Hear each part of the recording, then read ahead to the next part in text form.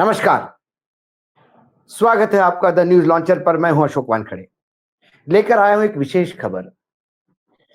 लोकसभा का सत्र चल रहा है, 16 घंटे का सिंदूर, सब में सब बातों पे बात हुई। लेकिन अब बिहार में चुनाव होने वाले हैं। एसआरआई एसआईआर की जो नई सूची है प्रारंभिक, वो 1 अगस्त परसों के दिन सामने आ जाएगी। लेकिन चुनाव के पहले बिहार में मानो झड़ी लग गई घोषणाओं की।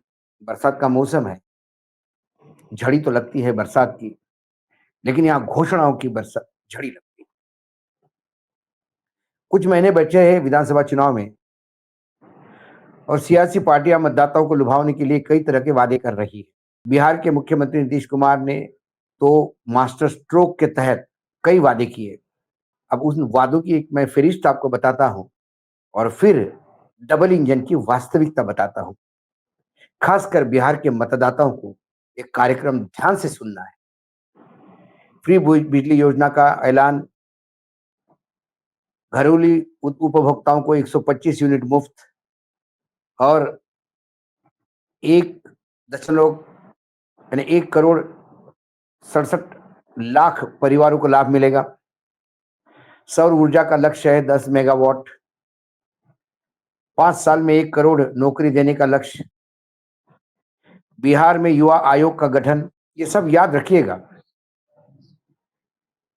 इंटर्नशिप सहायता योजना का ऐलान, 18 से 28 वर्ष के युवकों को इंटर्नशिप योजना के तहत 4,000 6,000 रुपए प्रति माह दिए जाएंगे। कौशल विद्यालय स्थापन करने का वादा। नौकरियों में महिलाओं को 35% आरक्षण।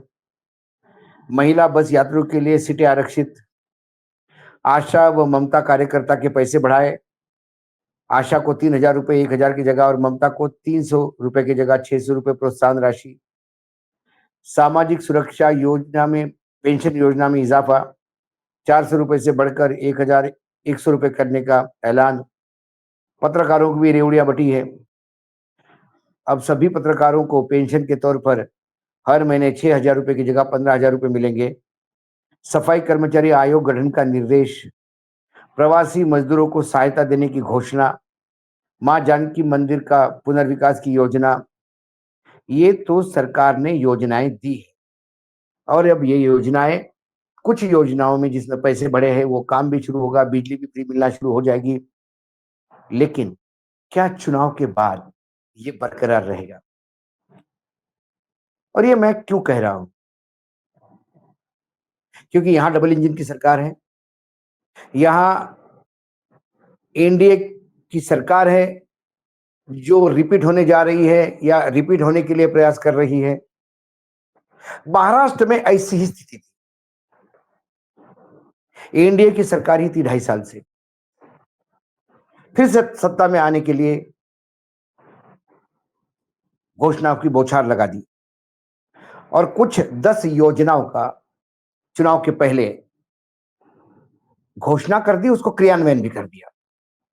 मुख्यमंत्री तीर्थ दर्शन योजना, 65 के ऊपर से बुजुर्गों को तीर्थ यात्रा पे सरकार की तरफ से फ्री ले जाते थे। मुख्यमंत्री वनश्री योजना, मुख्यमंत्री अन्नपूर्णा योजना, मुख्यमंत्री 1 रुपए पीक बीमा, 1 रुपए में आप इंश्योरेंस कर सकते हैं अपनी बीमा को, वो योजना।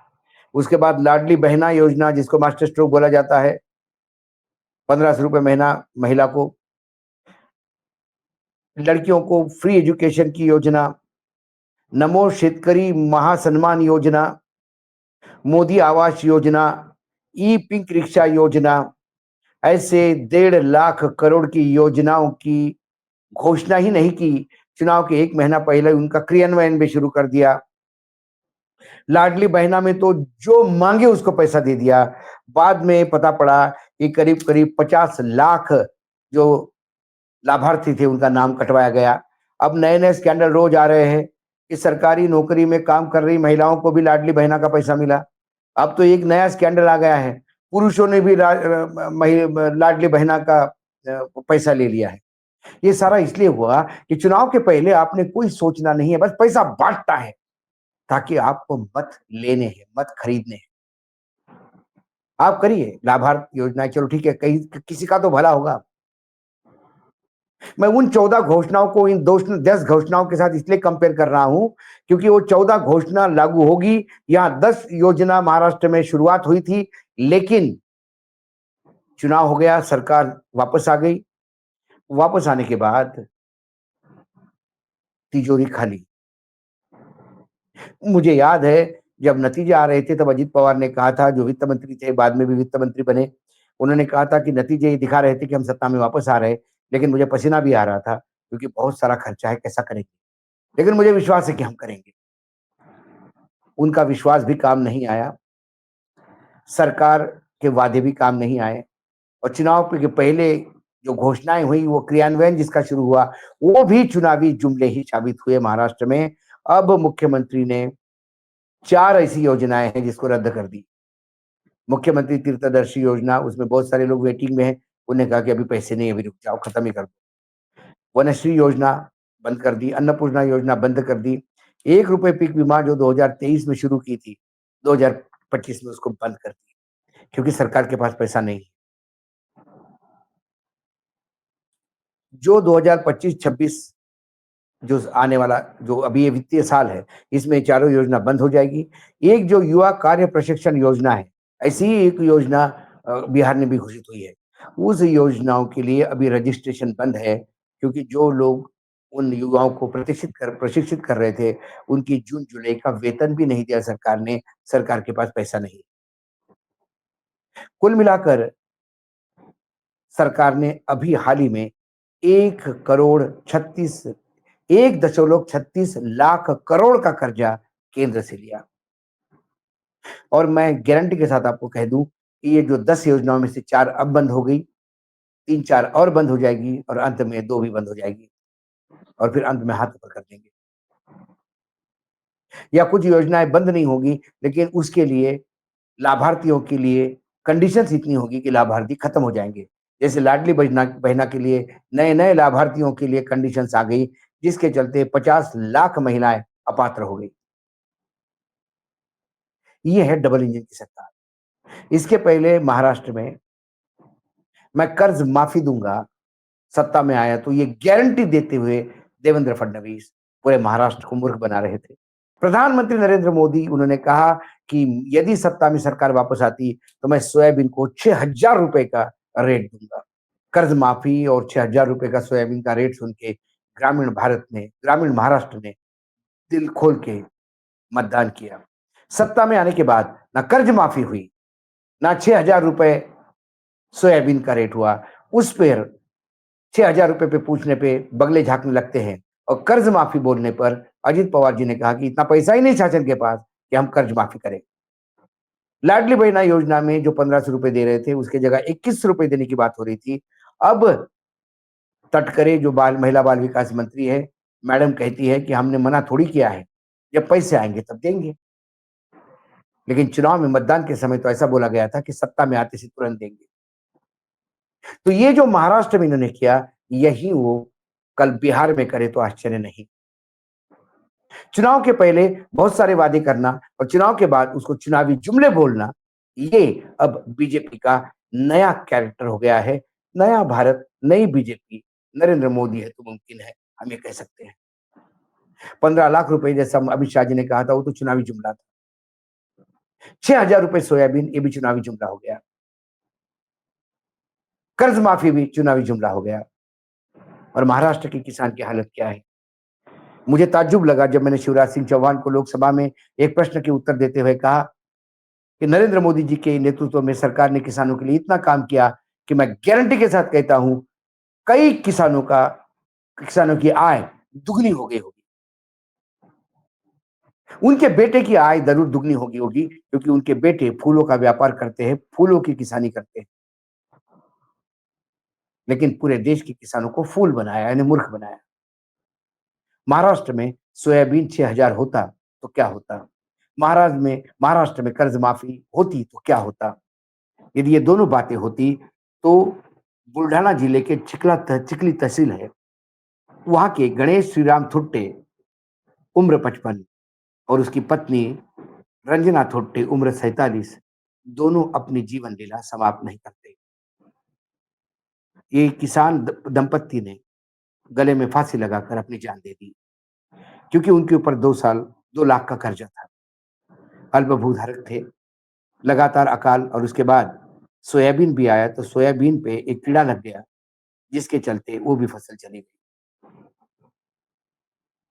जब उस परिवार को मिलने शरद पवार के नाती और एक विधायक ये रोहित पवार पहुंचे, जो विपक्ष में है वर्तमान में वहां पे। वहां एक लड़की सीमा थुट्टे, जो इन्हीं की रिलेटिव थी, उसने एक ही सवाल पूछा कि किसान की जान जाने के बाद ही सरकार क्यों पूछने आती है। मैं जब तेल खरीदने जाते हैं तो 115 रुपए लीटर आता है, और मेरा सोयाबीन फिर 3,000 रुपए क्विंटल क्यों बिकता है। प्रधानमंत्री ने 6,000 रुपए क्विंटल बोला था, वो यदि मिलता तो शायद ये दोनों पति पत्नी जीवन लीला नहीं समाप्त करते। देवेंद्र फडणवीस ने जो बोला था कि मैं कर्ज माफी करता हूं, यदि वो 2 लाख का कर्ज माफ हो जाता तो शायद गणेश और रंजना आज जीवित होते और उनके बच्चे अनाथ नहीं होते। एक लड़के ने कहा कि मैं किसान की बेटी हूं।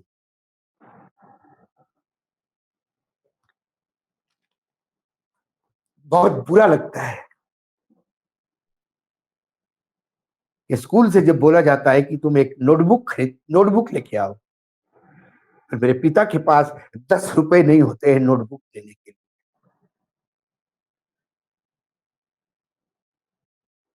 ये देश के अन्नदाता का वास्तविक स्थिति है। महाराष्ट्र की जनता को तो बर्बाद कर दिया इन लोगों ने।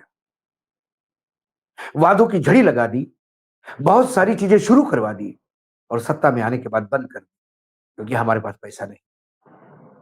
यदि आपके पास नियोजन ही नहीं था तो घोषणाएं क्यों की थी। ये पीड़ा मैं झेल रहा हूं, मैं देख रहा हूं, मैं आगाह कर रहा हूं बिहार के मतदाताओं को। इस झांसे में मत आइए कि बड़े बड़े घोषणाएं हुई हैं और क्रियान्वयन हो रहा है। आशा वर्कर को तो 300 की जगह 600 रुपए मिल रहे होंगे, लेकिन क्या चुनाव के बाद ये बरकरार रहे? ये आपका मत खरीदने का एक नया प्रस्ताव तो नहीं। राजस्थान में झालावाड़ में एक स्कूल की छत गिरती है। बच्चे लगातार बोल रहे थे कि ये जर्जर हो गया है भवन, कुछ करिए। कोई सुनने को तैयार नहीं था। खत्म हो गया। 7 बच्चे मृत्यु पा गए, 28 बच्चे घायल हैं। और वहां पे शिक्षा मंत्री जो है मदन दिलावर,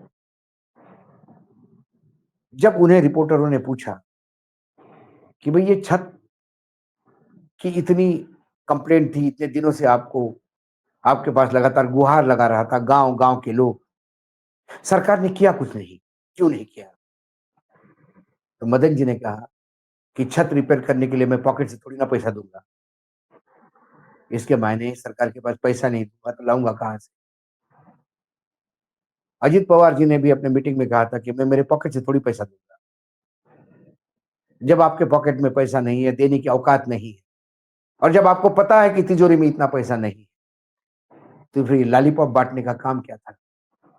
ये जनता के साथ विश्वासघात है। चाहे राजस्थान में हो, चाहे महाराष्ट्र में हो, चाहे छत्तीसगढ़ में हो, और चाहे बिहार में हो। कब तक मतदाताओं को भेड़ बकरियां समझोगे? कब तक उल्लू बनाओगे? महाराष्ट्र की आई खबर ने मुझे चेता दिया कि ये बिल्कुल बिहार का ही पैटर्न है। चुनाव के पहले बहुत सारी घोषणाएं, चुनाव के बाद घोषणाएं रद्द करना और कहना पैसा नहीं। महाराष्ट्र की जनता ने तो बेवकूफी कर दी, महाराष्ट्र की तो जनता फंस गई, उनके साथ विश्वासघात हो गया, उनके पीठ में खंजर घोंप दिया सत्ताधीशों ने। बिहार की जनता समय रहते संभल जाए, बहुत अच्छा है। आज इस विशेष कार्यक्रम में इतना ही। कल फिर आता हूं किसी विषय के साथ, तब तक के लिए नमस्कार। देखते रहिए न्यूज लॉन्च।